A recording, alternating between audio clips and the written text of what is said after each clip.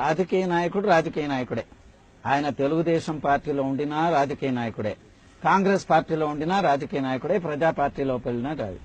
కానీ ఒక్క విషయం మటుకు మీరు గుర్తించాలి. రాజశేఖర రెడ్డి గారు ఇక్కడికి వచ్చారు, 2004లో వచ్చారు. ఆయన వస్తే ఈ పాదయాత్రగా మొదలుపెట్టాడు, ఇక్కడి నుంచే మొదలుపెట్టాడు.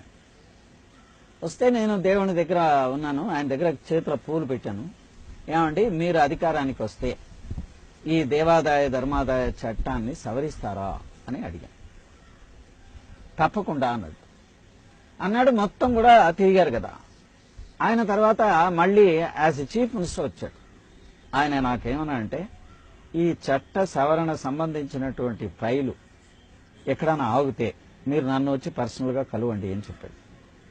నేను దాదాపు ఒక 35 సార్లు కలిసి ఉంటాను.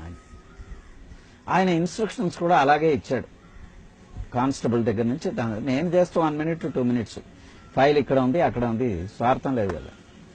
మొత్తానికి అన్ని పొలిటికల్ పార్టీస్ని కన్విన్స్ చేసి ఈ చట్ట సవరణ జరిగింది. సెలెక్ట్ కమిటీకి వెళ్ళింది, 15 మంది సెలెక్ట్ కమిటీ మెంబర్స్ అందరు కూడా క్షుణ్ణంగా పరిశీలన చేసి చేశాం, అమలుకు వచ్చింది.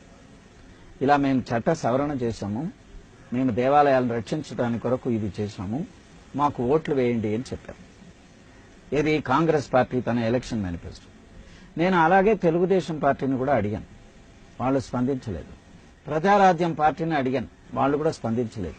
ఏ పొలిటికల్ పార్టీ స్పందించలేదు. ఆయన స్పందించాడు, ప్రజలంతా ఓటేశారు. తెలుగుదేశం పార్టీ పీరియడ్లో జరిగింది, ఎందుకంటే ఆ రాక్షసత్వమైనటువంటి చట్టాన్ని పెట్టారు. మీ దాంట్లో జరగకుండా ఉండాలని చెప్పి చట్టాన్ని మీరు సవరించారు. కానీ